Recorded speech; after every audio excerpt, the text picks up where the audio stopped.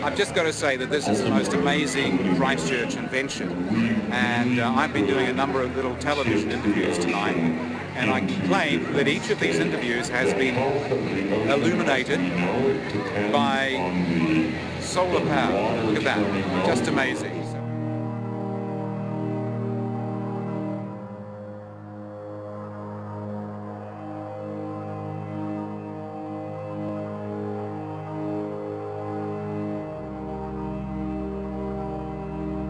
But I just think this is an absolutely brilliant product, and in a way it's what we all need to be thinking about. So I congratulate the amazing people in Christchurch who have developed a solar-powered baseball cap. It's fantastic.